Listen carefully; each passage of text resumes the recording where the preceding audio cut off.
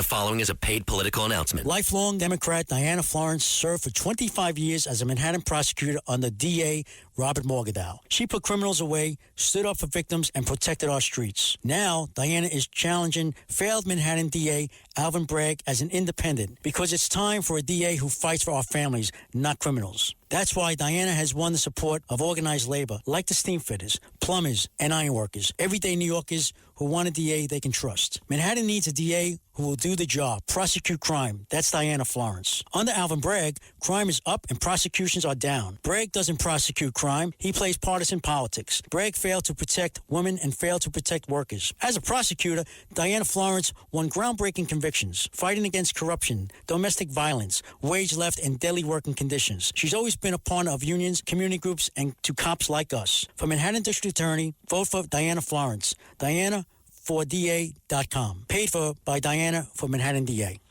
Welcome to Republic Jet Center, a boutique premier FBO service provider in East Farmingdale, New York. Your gateway to world-class events like the Ryder Cup coming to Bethpage Black Golf Course, just 11 minutes from this FBO. Avoid city congestion and arrive in style with no delays. On-site U.S. Customs, TSA screening, and premium ground transportation. Only 45 minutes from Manhattan. RepublicJetCenter.com. Ask their client services team about exclusive hotel accommodation and concierge services. RepublicJetCenter.com.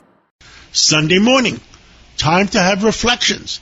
With us this morning is the former Speaker of the House, Newt Gingrich, one good friend, one smart guy. Newt, where the heck are we on this? I mean, are they ever going to make a deal to open up our country again? Well, you can't tell. I mean, it's very clear that Schumer and Jeffries, who, by the way, live 1.1 miles apart. They're about a $15 Uber ride apart. That's the base of the modern Democratic Party, is two guys who live in the same neighborhood in a city that's on the verge of electing a big government socialist with weird values. And you wonder why they don't play well west of the Hudson. The fact is, the Democrats have deliberately designed a strategy to see if they can convince the Republicans and the country to cave and give them billions and billions of dollars to spend on health programs that aren't working. Now, what's fascinating, if you watch, Trump has now begun to systematically lay off people permanently. And what I think what Trump is gambling is that he can actually change the federal government dramatically during the shutdown. And he's willing to take the heat because, frankly, I mean, he's busy going to the Middle East to be part of a peace treaty signing that is astonishing.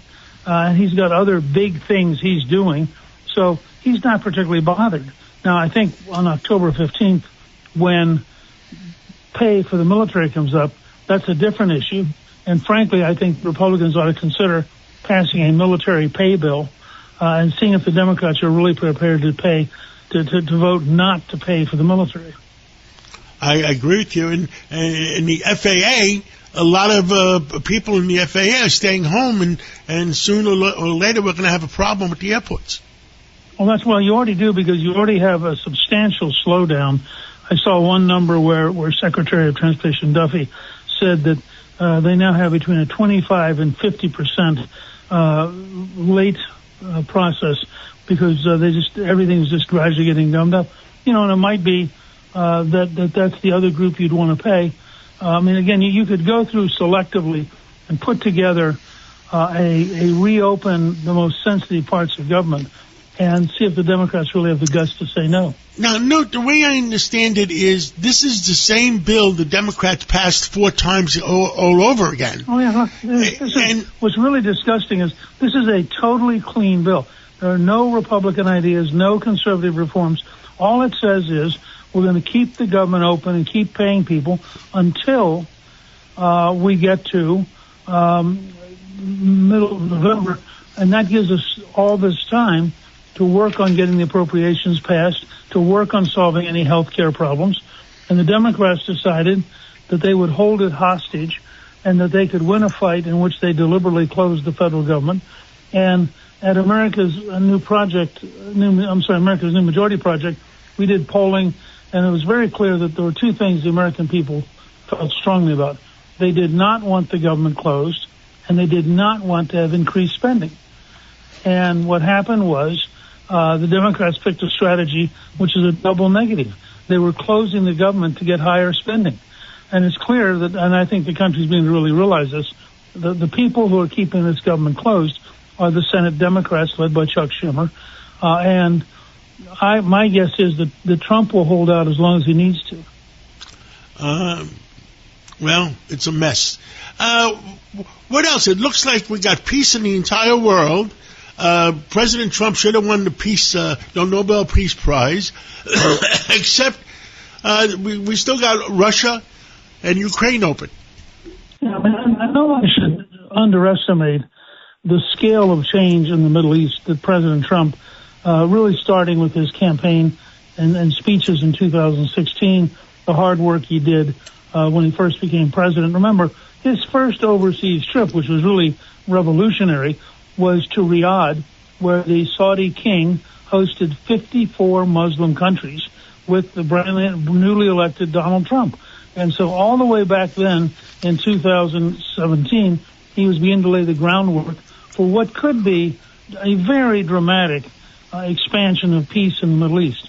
And if that happens, I've said openly that he begins to be sort of a world historic figure in the same sense as President Franklin Roosevelt or Winston Churchill, because, I mean, he's not just leading America, but right now he's orchestrating a huge part of the world. Now, the challenge with Russia is going to be pretty simple.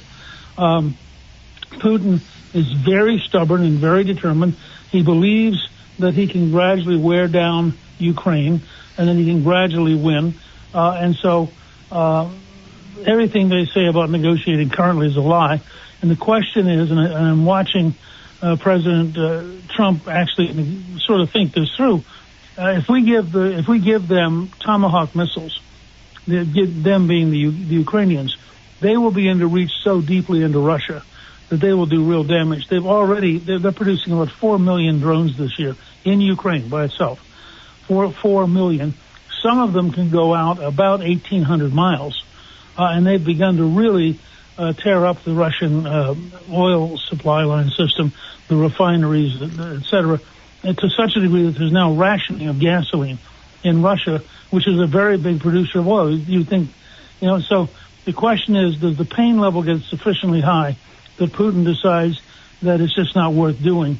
Or does he just continue? And the danger, which I think Trump understands better than most people, you cannot push Putin to such a degree that he decides out of desperation to turn to nuclear weapons. Well, he almost mentioned it. Was it him that mentioned that that they're going to assume the Tomahawks are going to might have nuclear weapons on them? Yep. No. They were saying if we send Tomahawks, they might then go to tactical nuclear weapons to retaliate against Ukraine. They're not worried that we're going to give Ukrainians nuclear weapons. Yes. But Tomahawks are sufficiently accurate and have a sufficiently big warhead that they will really tear up the Russian oil and natural gas system if the Ukrainians are allowed to use them all the way into central Russia. And what Putin has said is, if you give them that, I might just have to use tactical nuclear weapons in Ukraine. And I think he's into. So on the one hand, you got a guy who is sort of sending a signal he is not going to accept defeat. On the other hand, you can't afford to let him occupy Ukraine with that attitude, because next he's going to say the same thing about Poland or Romania. So this is a very tough situation. I think, and then the president has said publicly that he has been surprised. He thought that the Putin he dealt with in his first term, that he could have a decent relationship with, and I think he's come to realize that guy disappeared, that Putin has evolved into somebody who wants to basically win or die, and is very hard to negotiate with.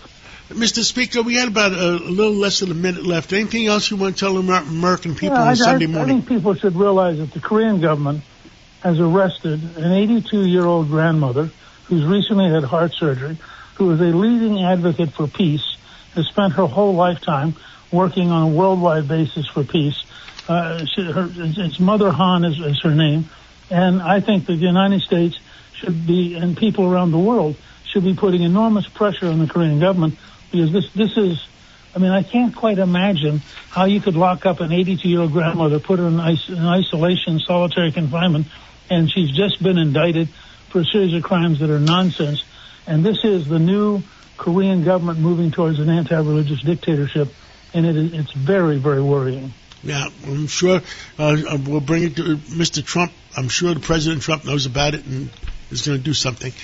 Newt Gingrich, former Speaker of the House, we need your common sense in Washington. Thank you for speaking out, and God bless you and God bless America. Thank you. Great talking to you.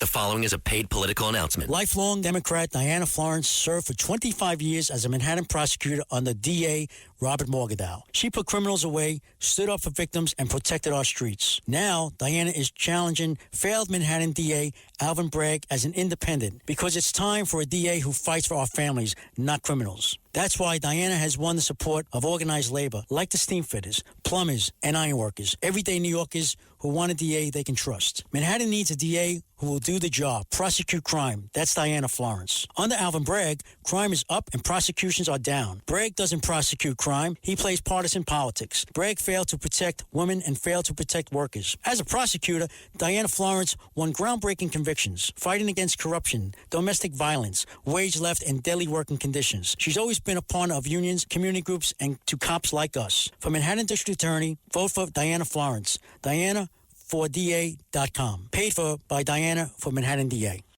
Welcome to Republic Jet Center, A boutique premier FBO service provider in East Farmingdale, New York. your gateway to world-class events like the Ryder Cup, coming to Bethpage Black Golf Course, just 11 minutes from this FBO. Avoid city congestion and arrive in style with no delays. On-site U.S. Customs, TSA screening, and premium ground transportation. Only 45 minutes from Manhattan. RepublicJetCenter.com. Ask their client services team about exclusive hotel accommodation and concierge services. RepublicJetCenter.com.